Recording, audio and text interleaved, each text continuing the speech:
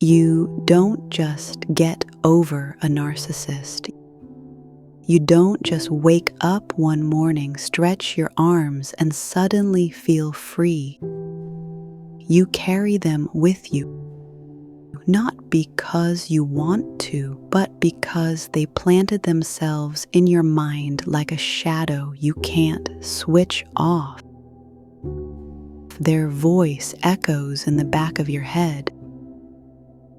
The one that told you that you weren't enough, the one that twisted every truth until you doubted your own eyes, the one that made you question your own worth. Healing from a narcissist is harder than people think.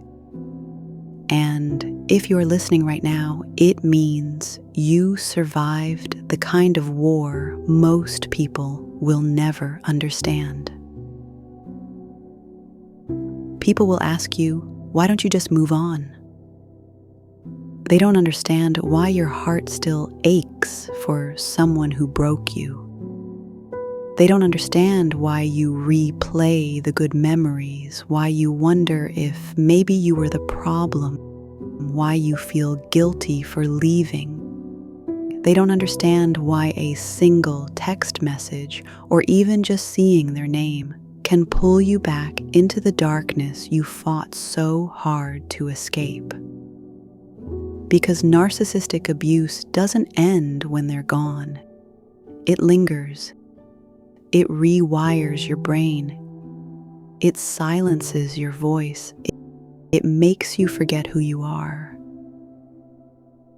Healing isn't linear. Some days you'll feel strong, like you're finally finding your footing.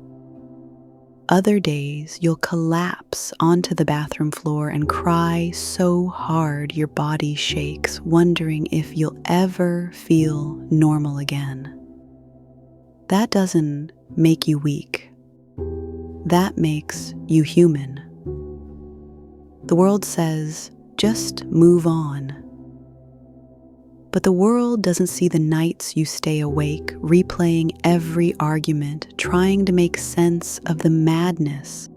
They don't see the mornings you wake up with dread in your chest, their voice still whispering that you're worthless. This is why healing from a narcissist is so hard.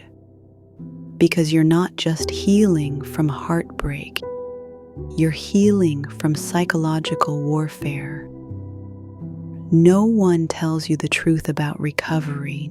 No one tells you that freedom feels lonely at first.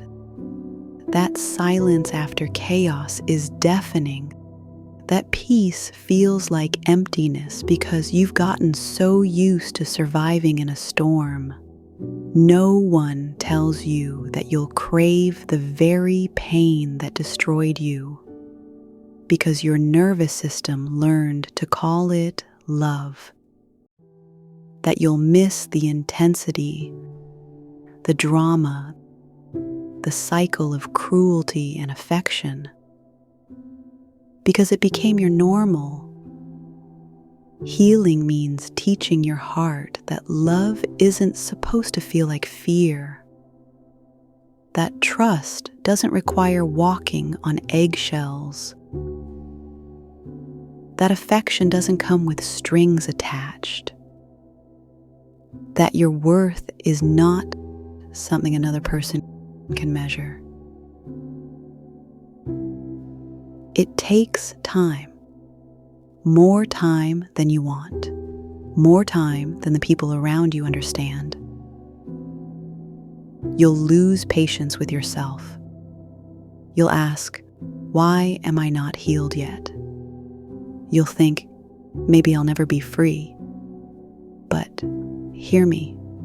Every step forward, no matter how small, is still healing. Every tear is proof you can feel again. Every boundary you set is proof you are learning to protect yourself. Every day you choose peace instead of chaos, you are rewriting your story. There will be days you relapse, not into the relationship, but into the memories. You'll scroll back through old photos, read old messages, and wonder if it was really as bad as you remember. It's not weakness, that's trauma bonds. That's your mind confusing survival with attachment. Even in those moments, even in your lowest relapses, know this: you are still healing. Because you came back to yourself, because you didn't stay stuck. You are not broken. You were broken open, and in that breaking, you are discovering parts of yourself they tried to bury. The part of you that is strong, the part of you that knows your worth, the part of you that refuses to be silenced. They tried to crush you, but they failed. Because the fact that you're here listening, breathing, fighting to reclaim your life means you already won. To the woman listening right now, I know how heavy this feels. I know the scars that no one else can see. I know the ache of wondering if you'll ever feel whole again.